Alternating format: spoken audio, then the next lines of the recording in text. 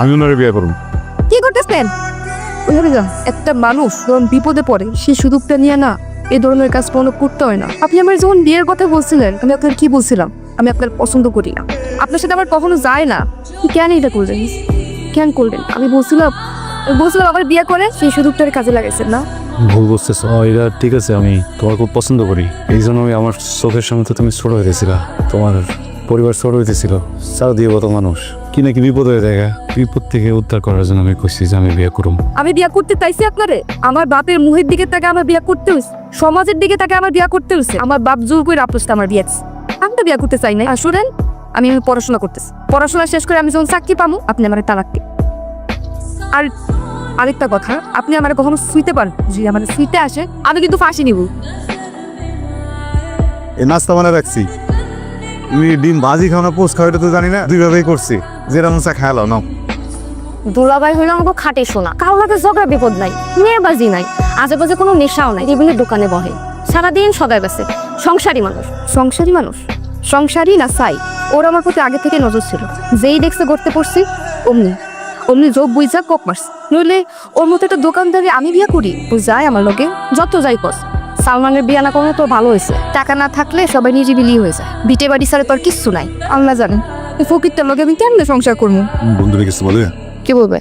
এই যে বিয়ে শাদী করছো, বিয়ের পর তো অনেক কিছু জানতে চায়, আগ্রহ থাকে, আমার ব্যাপারে কিছু জিজ্ঞাসা কেন? আমাদের মাঝে কিছু আছে যে জানতে চাইবে? আপনার ব্যাপারে কেউ কথা বললে আমার পছন্দ হয় না, এই জন্য বলো না। পড়াশোনা চলতেছে ঠিক মতো? পরীক্ষার ডেট দিছে? হুম, ডিভিশন দিচ্ছ না? টাকা পয়সা কিছু লাগলে তুমি লজ্জা কেন না? দিব, সমস্যা নেই। হুম।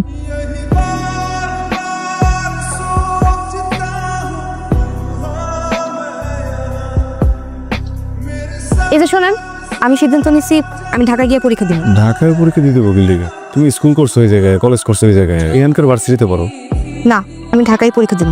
আচ্ছা ঠিক আছে, বুঝলাম। ধরো ঢাকায় তুমি গেলা, তো আমার তো কাম করছো ওই জায়গায় না, কোন দেখাশোনা করবো কে? আপনাকে আমি আগেই বলছিলাম আমি আমার ইচ্ছা মতো পড়াশোনা করবো। আপনি যদি না পারেন আমার তালাক দেন, আমি জায়গা, আমি তো আপনার জন্য আমার পড়াশোনা ছাড়তে পারবো না। আমি ঢাকায় পরীক্ষা দিলেন। ওই কথায় কথায় তালাকের কথা নয়। ঠিক আছে, দিবা ঢাকায় পরীক্ষা। কানতে চোখে লেগে ওই নাই আমার, এটা বুঝছি হয় নাই, তাহলে কানতে হইব, কিন্তু তো কোনো ব্যাপার না। আমার আর ঢাকায় পড়া হয়েছে না। না হলে না হয়েছি, কানতে বকিল লিগে। কত স্বপ্ন ছিল পড়াশোনা শেষ করে ভালো একটা চাকরি করবো, আমার কোনো ইচ্ছাই করলো না। কিছু হইব না, বাড়িতে গিয়ে সুন্দর করে পড়ে ঘুরে ভালো চাকরি পাবা, মানুষের পাই তো ভালো চাকরি। আমার আর ঢাকায় পড়া হইলো না, আমি আর পড়াশোনা করবো না। কি কইতেছো? পড়াশোনা ছেড়ে দিবে মানে? এই এদিক তাকাও, সরকারি না হলে না হয়েছে, তুমি প্রাইভেটে করবা। প্রাইভেটে পড়তে মেলা টাকা লাগে, এত টাকা দেওয়ার মতো মুরদ আছে আপনার? আমার আর পড়াশোনা হইব কা? বউরে শহরে পড়াইতে নিবা, খুব ভালো কথা, কিন্তু 2 মাস পর যে তোমার অনার্স ফাইনাল পরীক্ষা সেটা দিব কেনা? তোমার লেখাপড়া করতে হইব না? আচ্ছা ওইটা দিয়ার নেই, সমস্যা নেই। সময় মতো যদি ভর্তিটা না করে পরে বাপ বোঝার জন্য বাপরে ছাড়লাম, এই নিজে একটা পাবে কম। পাগল হওয়া ভালো কথা, কিন্তু বউর জন্য এত পাগল হওয়া ভালো না। তুমি জাগা সয় সম্পত্তি বেচা বউরে পড়াইতাছ, বউ দেখবা গেছে, তখন এই জাগা সয় সম্পত্তি এই ভিজা বাড়িটা শুদ্ধ হয়।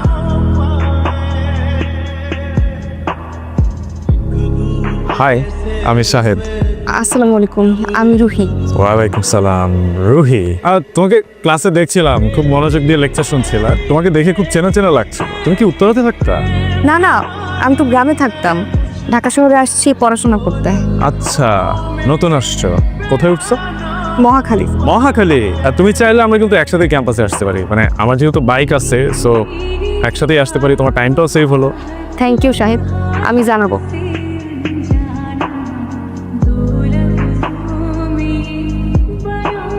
আপনার আমি কইছি আপনি আমার ভার্সিটিতে আসবেন না, আপনি কেন আইছেন? করে না সেমিস্টার ফি দিতে হইব, অন্ত টাকা পয়সা আসবে আমার লগে, দিতে পারি নাই, হবে লইছি টাকা। আছেন দেন, পুরোটা আছে, কুইনা নিতে হইব না? চিন্তা আর করবো না, একটা সেমিস্টারের টাকা তো ঠিক মতো দিতে পারি, পিছায় আমার করে দিতে হয়। এমন একটা মানুষের বিয়ে করছে যার নুন আনতে পান্তে ফোড়ায়। উনি কি তোর রিলেটিভ? রিলেটিভ না, পরিচিত। কি দেখো এমন করে? কি লিখে বলছো না? না বুঝি না, বুঝাই বলো। Rohi, I love you. I really don't know how to explain, but I really love you, bro. আমি তোমাকে অলওয়েজ ফিল করি। আমি যখন ক্যাম্পাস থেকে বাসায় যাই আমি অলওয়েজ তোমাকে মিস করি। আমি সব সময় চাই তোমার সাথে কানেক্টেড থাকতে। আমি জানি না কেন এটা ফিল করি, বাট এটা আমার হচ্ছে আমার সাথে। I love you, Rohi. আমি তোমাকে বিয়ে করতে চাই রুহি। আমি চাই সবসময় তুমি আমার পাশে থাকো। আমি এক মুহূর্তের জন্য চাই না তুমি আমার পাশ থেকে যাও। Is it possible Ruhi? Will you be my life partner? শোনেন, আমি আপনার সাথে ভালো নাই। জানি।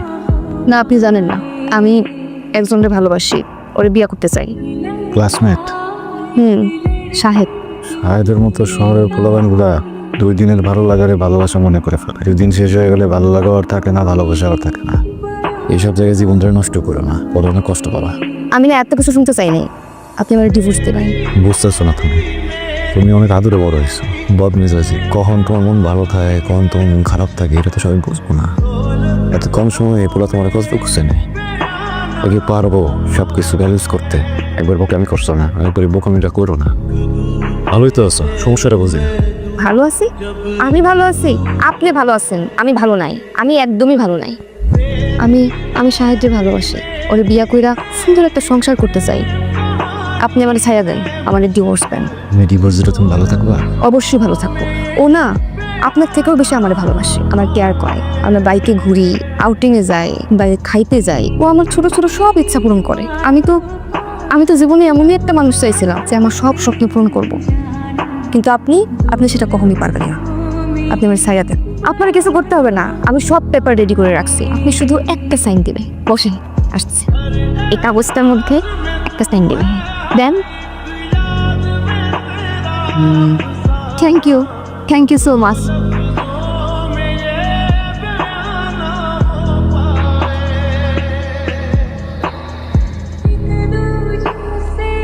আর রোমেন, তুমি তো লাভ দিয়ে মরে যাবে, বেঁচে যাবে, কিন্তু তোমার বাবা মা ভাই বোন তাদের কি? তারা তো সারা জীবন তোমাকে মনে রাখবে। তাদের কথা তুমি একবারও ভাববে না? You coward. ঠিক আছে, ঠিক আছে, তুমি তোমার বাবার ফোন নাম্বার দাও, তোমার মার ফোন নাম্বার দাও। আমার কেউ নাই। হোয়াট? ঠিক এখান থেকে আমার ছেলে লাভ দিয়ে সুইসাইড করে। হয়তো ওর অনেক দুঃখ ছিল, কষ্ট ছিল, অভিমান ছিল, আমি জানতাম না। কিন্তু বাবা বিশ্বাস করো, আত্মহত্যা কোনো সমাধান না। তোমার জীবনেও হয়তো অনেক কষ্ট আছে, যা হয়তো জানি না, কিন্তু কষ্ট থেকে মুক্তি পাবার রাস্তা এটা না বাবা। তুমি এর সমস্যা। এমন তো কোনো কথা ছিল না শাহেদ। কেমন কথা ছিল না বলো তো? তোমার আর আমার কি কথা ছিল? আমি ওইখান থেকে আসার পর তুমি আমাকে বিয়ে করবা। 1 বছর হয়ে গেল, বিয়ের কোনো কথাই তুমি করছো না, বিয়েও করছো না। আমার দায়িত্ব নেওয়ার কথা ছিল, তুমি দায়িত্বটাও নিচ্ছ না। আমি কত কষ্ট করে একটা ছোটখাটো চাকরি ম্যানেজ করেছি, চাকরি করছি, পড়াশোনা করছি, সবকিছু মিলে আমি হিমশিম খেয়ে যাচ্ছি। আমি আর পারছি না। আচ্ছা রুহি, দেখো আমার সেমিস্টার ফি দিতে হবে, সেমিস্টার পরীক্ষার সময় হয়ে গেছে। আমি হয় তুমি আমার পড়াশোনার দায়িত্ব নাও, না হয় আমার এই শহরে থাকা খাওয়ার ব্যবস্থা করো প্লিজ। আমি একা পাচ্ছি না সাহেব। সবসময় তো টাকা করো কেন? শুধুমাত্র এই একটা কারণে আমি তোমাকে এখন পর্যন্ত বিয়ে, মানে আমি বিশ্বাস করতে পারতেছি না যে তুমি আসলেই ভালোবেসে আমার সাথে আসছো, এভাবে সবকিছু দিতে আসো। I am really confuse.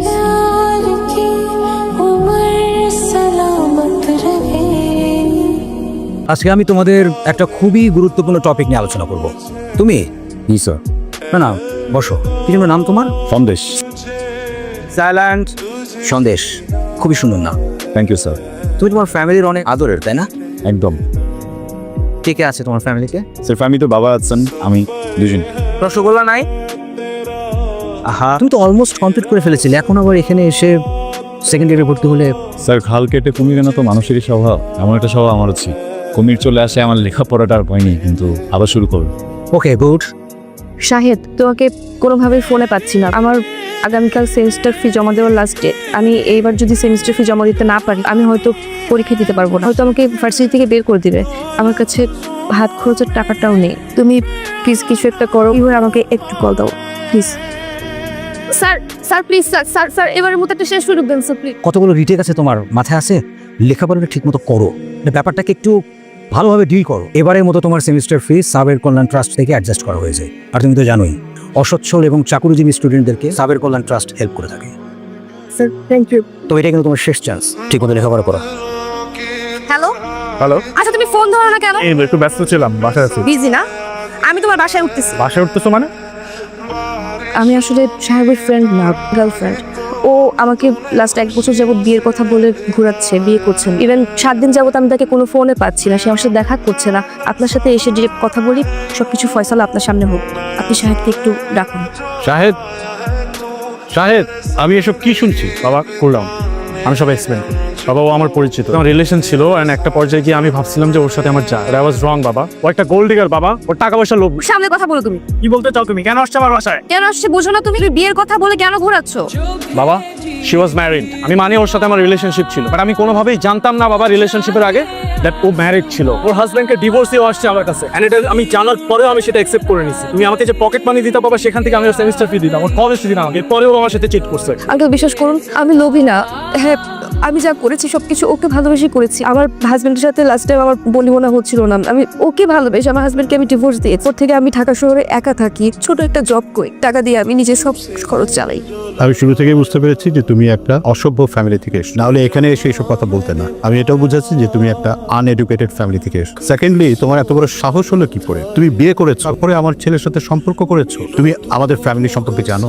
কোন অ্যাঙ্গেল থেকে তোমার সম্পর্ক ভালোবাসা বা বিয়ের শাদী পর্যন্ত যাবে? তুমি তোমার স্বামীকে ঠকিয়েছো, প্রতারণা করে, এখন আমার ছেলের সাথে প্রতারণা করছো। আমি চাই না তোমার দিক থেকে আমার ছেলের সাথে কোনো প্রকার যোগাযোগ থাকে। তুমি বের হয়ে যাও, যাও।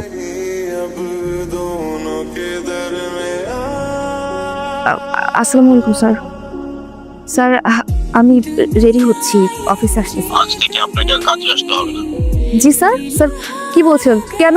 আমি কি করেছি? আপনি কি করেছেন সেটা আপনি জানেন না। স্যার আমি তো নিয়মিত অফিসে আসি, আমি সব কাজ মন দিয়ে করি।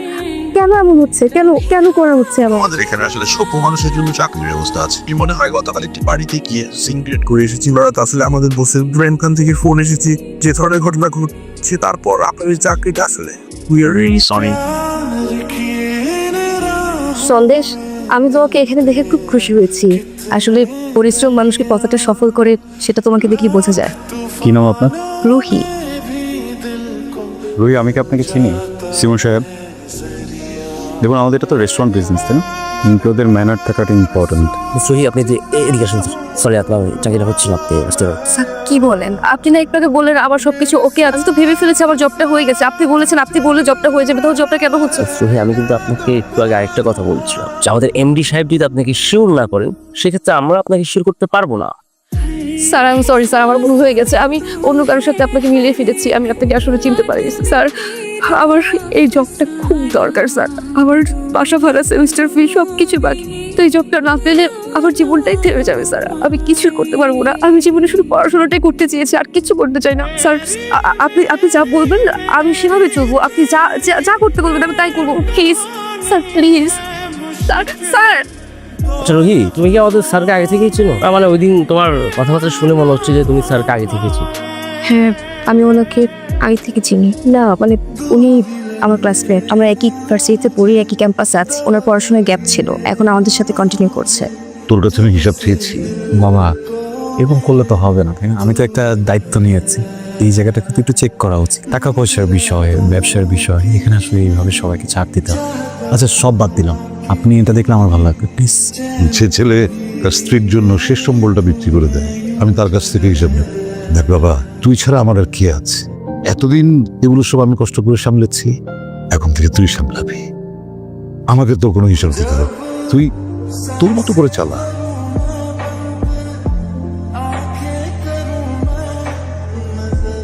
আঙ্কেল, আমি অনেক বড় ভুল করেছি। সন্দেশের মতো ছেলেকে আসলে আমি দূরে ছেড়ে দিয়েছি, অবহেলা করেছি, আমি কাজটা ঠিক করিনি। আমি আমার সব ভুল বুঝতে পেরেছি আঙ্কেল। সন্দেশ, সন্দেশ, আমি ভুল করেছি। আমি তোমাকে ডিভোর্স দিয়ে শাহেদের কাছে গিয়েছি। আমি ভেবেছিলাম ওইটাই জীবন। শহরের মানুষরা অনেক ভালো, জীবনে চলতে অনেক টাকার দরকার। ভেবেছিলাম শাহেদকে বিয়ে করে সুন্দর একটা সংসার করবো, ঘুরবো ফিরবো, যে সংসারে কোনো অভাব থাকবে না, খুব গোছালো একটা সংসার হবে। কিন্তু সেটা আমার স্বপ্নই ছিল। বাস্তবতা অনেক কঠিন। বাস্তবতা বুঝতে গিয়ে সব ফেক মানুষদের মাঝে আমি আসলে সত্যিকারের ভালোবাসাটা খুঁজে পাইনি। আমি বুঝতে পেরেছি জীবনে চলার জন্য যোগ্যতা দরকার হয়। আমাকে তোমার কোনো কিছু দিতে হবে না, পড়াশোনার জন্য কোনো খরচও দিতে হবে না। আমি নিজের যোগ্যতা দিয়ে পড়াশোনা করে চাকরি করে টাকা পয়সা উপার্জন করব। সন্দেশ, আমি শুধু চাই তোমার পাশে তোমার বউ হিসেবে স্বীকৃতি পেতে। আমার মনে হয় তোমার এখন যাওয়া উচিত, প্লিজ। মানুষ তার জীবনে সবচাইতে বেশি ওই জিনিসটার পিছনেই দৌড়ায়, যে জিনিসটাকে সে সবচাইতে বেশি ভালোবাসে। আমি যেমন তোমার পিছনে দৌড়েছি, কেন জানো?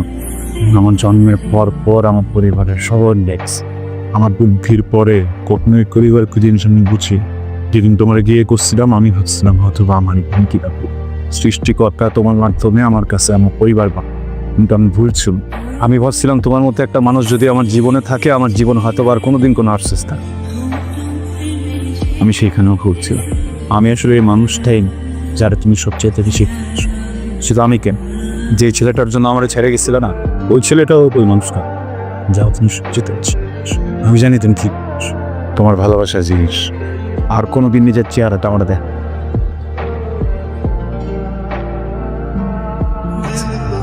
আমি জানি না ও আজকে যে কথাগুলো বলছে সেটা আসলেই মন থেকে বলছে কিনা, কিন্তু আমার মন বিশ্বাস করতে চায় ও আজকে আসলে আমার কাছেই আসছিল। আমার মন বিশ্বাস করতে চায় ও আমার টাকা কেন আমার এই ভালোবাসছিল।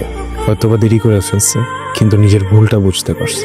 এই সব কিছু বুঝাও আমি শত চর পরে ওকে মাফ করতে পারবো না, কারণ আজকে যদি আমি ওরে সুযোগ দিই তাহলে হয়তো হাজারো মানুষ সুযোগ পেয়ে যাবে মানুষকে প্রতারণা করার। পৃথিবীতে সব কিছুর মাপ হোক, কোনোদিন প্রতারণার মাপ না হোক।